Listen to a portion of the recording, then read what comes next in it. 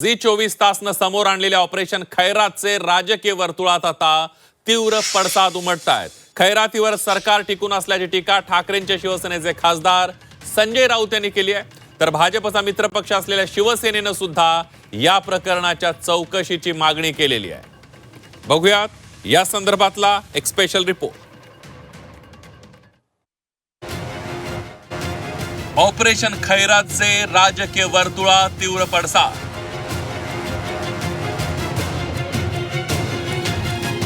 खैरातीवर सरकार टिकून असल्याची राऊतांची टीका।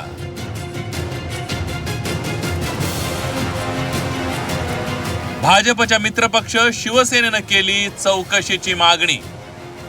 झी 24 तासनं दाखवलेल्या ऑपरेशन खैरात या बातमीची राजकीय वर्तुळात चर्चा सुरू झाली आहे।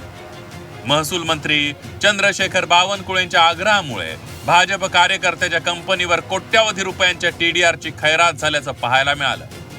अवघ्या 9 महिन्यात 58 कोटी रुपयांना खरेदी केलेल्या जमिनीचा 213 कोटी रुपयांचा टीडीआर राहुल कलाटे आणि निलेश कलाटे यांच्या कॅल्कॉन कंपनीला मिळाला।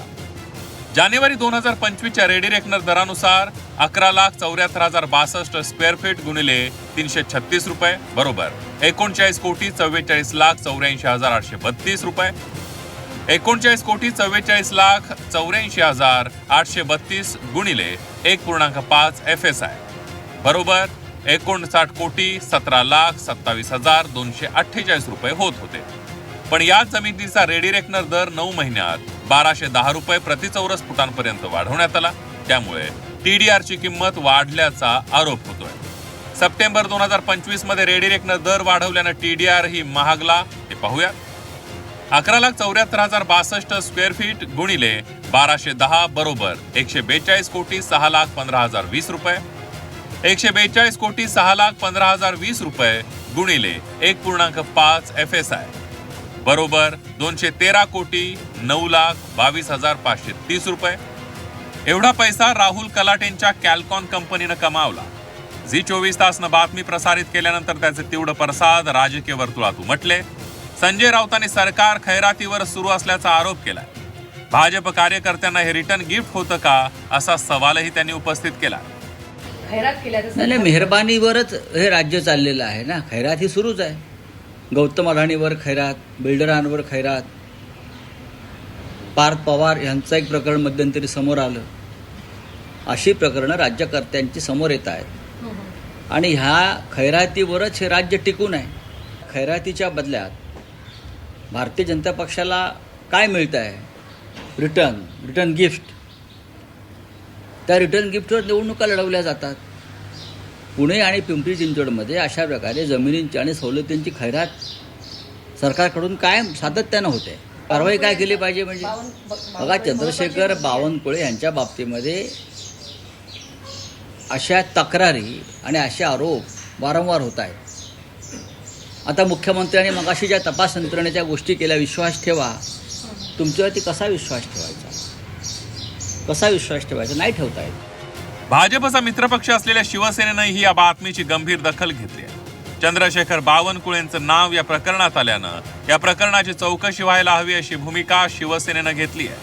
मंत्रिमंडळातील एका मंत्र्यावर झालेल्या आरोपांची चौकशी व्हावी असं दुसऱ्या मंत्र्यानं म्हटल्यानं या वक्तव्याला महत्त्व आलंय। मला वाटतं बावनकुळे साहेब असं काम करणार नाहीत, परंतु कदाचित त्यांची दिशाभूल झाली असावी किंवा काय झालं असावं याची खरी अर्थानं माहिती माझ्याकडे पण नाही आहे। म्हणून योग्य ती माहिती जर आली तर त्याच्यावर बोलणं संयुक्तिक ठरेल। परंतु बावनकुळे साहेबांनी याची दखल निश्चित घेतली असेल आणि असं काही घडलं तर त्याच्यावरती कारवाईसुद्धा करेल किंवा त्या प्रकरणाचा काय मोक्ष लावायचा आहे हे बावनकुळे साहेब स्वतः ठरवतील। पण या संपूर्ण प्रकरणाची असं 155 कोटीचा आरोप होतोय, चौकशी होणं गरजेचं आहे नाही, करतील ना बावनकुळे साहेब, चौकशी निश्चित करतील त्याचे, कारण की त्यांचा काही संबंध नसतात। कारण अशा टीडीआर वगैरे देणं हा रुटीनचा जो काही भाग असतो त्या अनुषंगाने त्यांनी केलं असावं, परंतु तरीही त्यांच्याकडून म्हणजे काही चूक झाली का किंवा चुकीचा टीडीआर गेलाय का याची पडताळणी ते जरूर करतील। शिवसेना उद्धव बाळासाहेब ठाकरे पक्षानं या प्रकरणात आक्रमक भूमिका घेतली आहे। येत्या अर्थसंकल्पीय अधिवेशनात शिवसेना उद्धव बाळासाहेब ठाकरे पक्ष या प्रश्नावर विधिमंडळात आवाज उठवणार असल्याचा निर्धार सचिन अहिर यांनी केला। काल झी 24 तासनी जी बातमी काढली पुणे पिंपरी चिंचवडची, ही बातमी च्या आधारावरती या अगोदर आम्ही विधान परिषदमध्ये हा मुद्दा मांडला होता. हा एका TDRचा घोटाळा आहे का ह्याचं स्पष्टीकरण आम्ही मागवलं होतं. आता त्या बाबतीतली काही एक अधिकची माहिती त्यांनी दिलेली आहे. या बाबतीतलं स्पष्टीकरण व्हायला पाहिजे, कारण महसूल विभागाने हे तर कसं दिलं, महानगरपालिकेने समजा जर ते घेतलं असतं त्याला किती फायदा झाला असता किंवा नुकसान झालं असतं, या सर्वाचं स्पष्टीकरण करण्याचं काम व्हायला पाहिजे आणि याची सखोल चौकशी होऊन त्यातला जे वस्तुस्थिती जनतेसमोर यायला पाहिजे आणि याही बाबतीत विधान परिषदमध्ये तो प्रश्न आम्ही लावणार. TDR प्रकरणात सरकारचं आणि महापालिकेचं 152 कोटी रुपयांचं नुकसान झालंय. महापालिका आणि मुद्रांक शुल्क महानिरीक्षक यांनी नकारात्मक अहवाल दिलेला असतानाही हे प्रकरण का दमटवण्यात आलं हे सगळं कोड आहे. या प्रकरणाची निष्पक्ष चौकशी झाली तरच या प्रकरणातील खरं सत्य बाहेर येणार आहे. ब्युरो रिपोर्ट, झी 24 तास, मुंबई.